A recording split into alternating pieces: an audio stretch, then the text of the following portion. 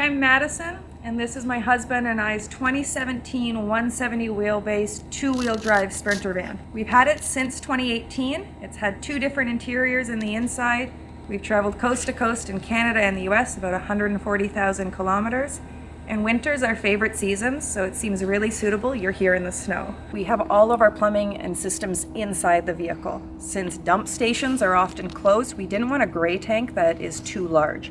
So instead, we use 5-gallon jugs, and we have it accessible from the outside. There's a level sensor on it, so inside the van we have a display so we know how full it is so we can swap it out.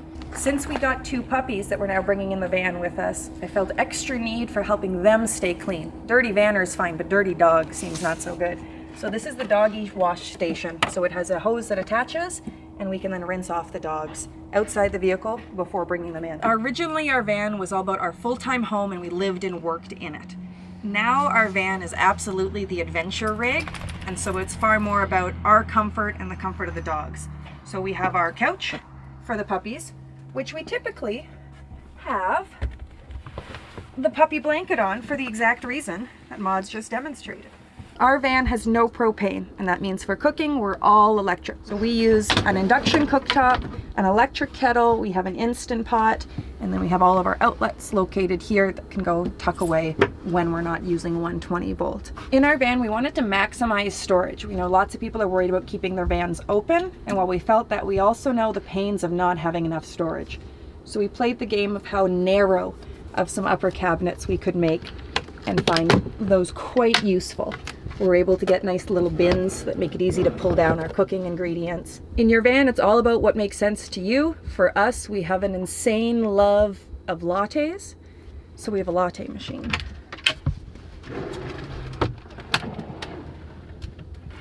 No doubt for other people, it would be a waste of space. For us, it's like maximum happiness is cranking out lattes.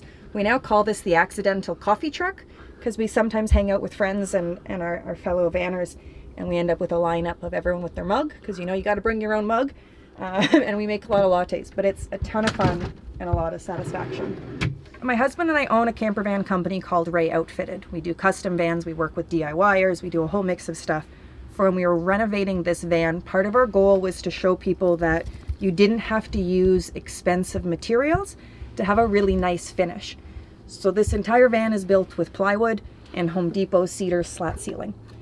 So this countertop is actually the bad side of one good side fir plywood from Home Depot that's been stained and epoxied and cut to a waterfall cut. So we're big believers in having really robust functional systems. In our van, again, since we have a company and we like to show this van as a way to help people understand their options and choices, we've made this so it's quite on display. So you don't have to have a cupboard that has every bit of electrical visible for display, but we do. It is handy for maintenance and adjustments. This is our Victron Serbo display screen. It tells us everything about our electrical system and also everything about our fuel. Since the heating system in the van taps into the vehicle's tank, that's how much fuel I have left in my diesel tank. Our fresh water, self-explanatory. Wastewater is our gray tank. Black water in this is the liquids jug on the Nature's Head. Because none of those you want to let overfill, because we often hide all of these things so that they're not in our sight. Having an easy access display has been really, really handy. This is the S-Bars hydronic heating system kit. I believe they're now calling it the Aqua.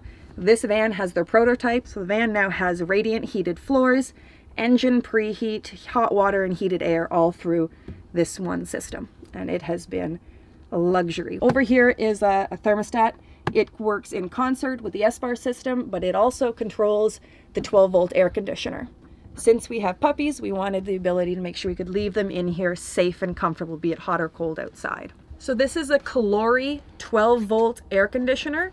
There's many things we like about it. One is its footprint. We'll take you up on the roof to see it is way smaller than standard RV ones. It's 12 volt, meaning it's far kinder to our battery bank, and we're quite happy with the noise or lack of noise that it makes. In our last big trip, we were dealing with about 42 degrees Celsius, and so we were trying to leave the dogs in the van. We didn't have the option of leaving the van in shade, and we didn't have access to shore power. So what that meant is this air conditioner was running off the van's battery bank. And ultimately, in those very unfavorable high sun conditions, we only have 365 watts of solar on this van now. We were able to run the AC for 8 hours off of our 700 amp hour lithium battery bank. So yes, we have invested in the electrical system to support it, but even if you had less, it still lets you run it for periods of time. With good alternator charging, you can recover fairly quickly, and it has been a phenomenal option for giving us as dog owners some flexibility to leave the dog safely in the van with peace of mind. This projector is awesome. It's way bigger than many models vanners choose. The reason it's so big is this doesn't require a flat white screen. So we actually project this onto the sliding door, which has the same blue curved walls you see right here. So this is our 12-volt Dometic upright fridge. We had a chest fridge for over 2 years, and it's great, but it's a game of Tetris, and Rainer was great at the game of Tetris, and I not so much, and I'm the one that cooks. So we ultimately switched to the upright for my convenience. The luxury it adds that our chest fridge didn't is having the little ice box. When we have found this fridge lets us do 14 days of food, quite comfortably for us. Depending how you eat, it'll be different, but it's been great. We have our Nature's Head toilet. It's the same toilet that's been in our van in the same location for I guess almost 5 years now.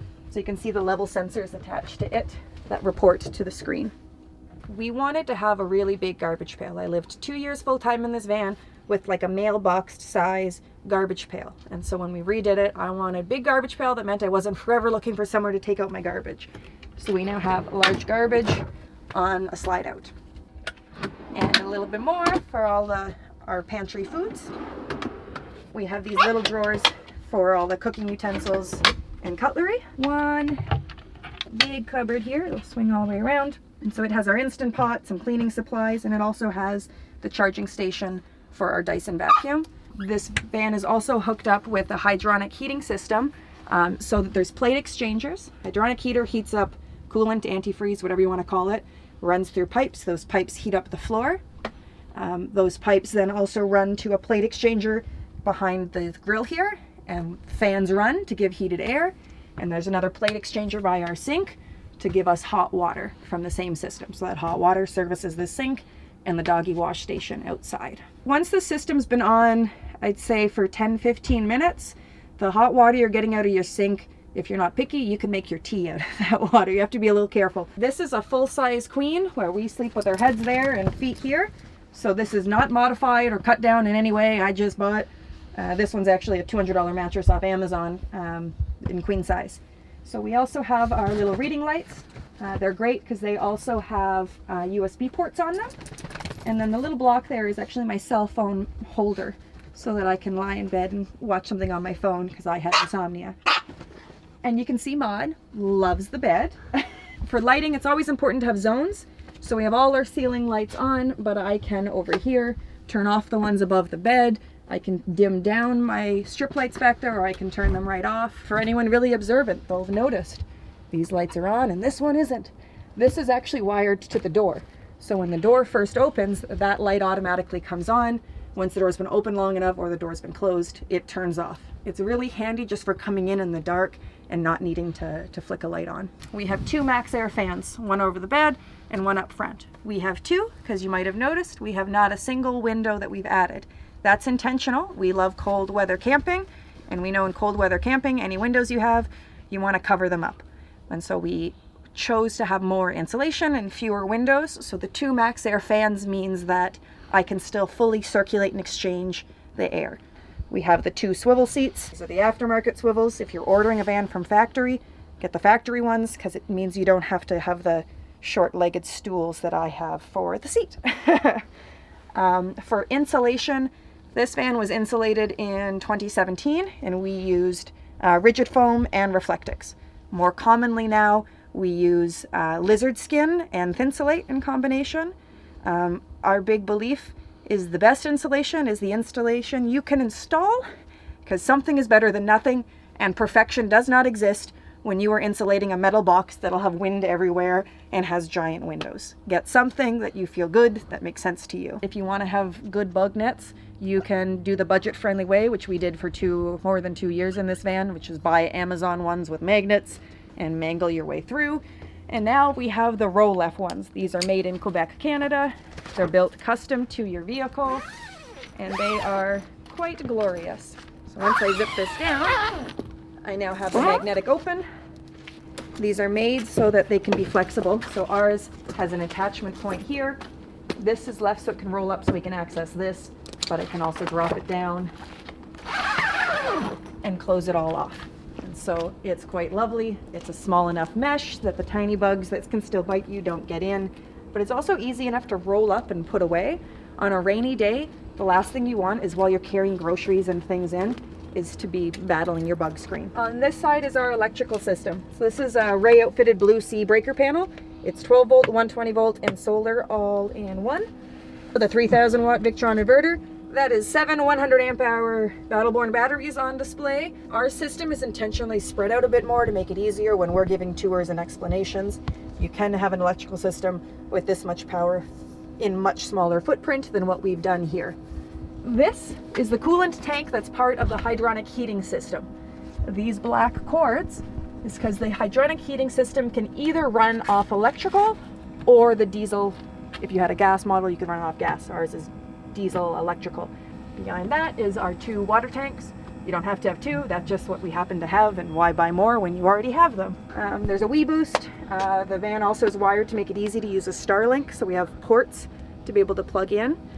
You'll notice we have the factory backup camera, on top of it another camera. The van has a 5-camera system with a digital recording device, so we can see back of the van, both sides, and there's 2 cameras on the front to give us full access. It holds footage, so it acts not only as your dash cam while you're driving, but it can be a security system when you're leaving the van for a period of time. We have our water fill station. For winter van life, particularly in Canada, we recommend you have the option for gravity feed. It's great to be able to plug in a hose when that's an option, but once the snow gets a little thicker and it's a little colder, all those outdoor hoses tend to be shut off. So this has the ability for us to pour jugs inside to be able to fill the system. It can be really key if you're in the cold weather camping. I'm a big believer that vans are tools. You're going to accomplish something. There's some mission that this vehicle is the tool that's going to enable you to do it. Originally, our mission was I needed to work out of this, and we needed to figure out where we wanted to live, what we wanted to do, what was I going to be when I grew up was the mission. And Rainer had the same big question. He has this incredible skill set. Do I work in automotive? Do I work in marine? What do I want to do? And so this van was about being full-time home, about it being something that could work for our businesses, and that we could then find ourselves, for lack of a better way to explain it. And fast forward, after our pandemic hit and we got 2 puppies, we realized that for us, the big dream that we had discovered in our travel was the large shop we're parked beside. And so we are now far more fixed location than we were. And so this van that was set up for, it's made to do 6+ months at a time, isn't what we need anymore. The storage wasn't quite right. It didn't really accommodate our puppies. It wasn't what we wanted anymore. And so it was great fun that how Rainer had upfitted the van meant that we could pull everything out, leave our insulation, and put in some new interior. So that the electrical is still the same. The heating system has been upgraded to have the hydronic heating system. The plumbing, all the same components that they were before. The big change is new floor, new ceiling, and new cabinetry. And this van is now far more about being our getaway vehicle, our escape. So it's about weekends away, and we were fortunate enough to be able to take 2 weeks off from our shop and go on a big adventure this summer. And it is all about accommodating these puppies and making it fun for us. So the coffee machine, having enough storage that we can poorly pack and throw things in and take off. It's about making it work for us.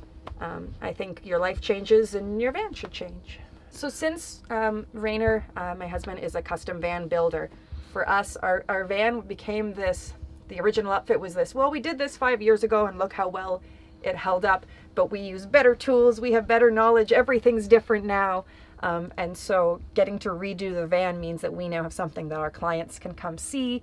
We can bring it to them, they can come to our shop, and it gives them an opportunity to see the level of woodworking that we do, some of the options that we create, because when Rainer and I built our van originally, he did it in 36 days by himself with automotive tools, basically only. He had never built cabinetry. I remember catching him watching a YouTube video on how to build a drawer and wondering, is this gonna work? And ultimately now this van gets to be this showcase of what we've learned, our developments, our best practices. You don't need this layout, you don't need to like these aesthetics, but there's these concepts and best practices that it demonstrates that support any type of build we do. And none of our custom builds have looked like this, and none of them have looked like each other, because the whole point in building custom is it is wildly and perfectly or imperfectly you. What's interesting about Vanlife to me is what it enables. And I think from an outsider's perspective, every vanner is the same. And what's really fun about the van, RV, overland, whatever you want to call that community, is they're actually wildly unique and a full spectrum of unique people. And so what I love is the people I meet and their very unique lifestyles, adventures, and insights.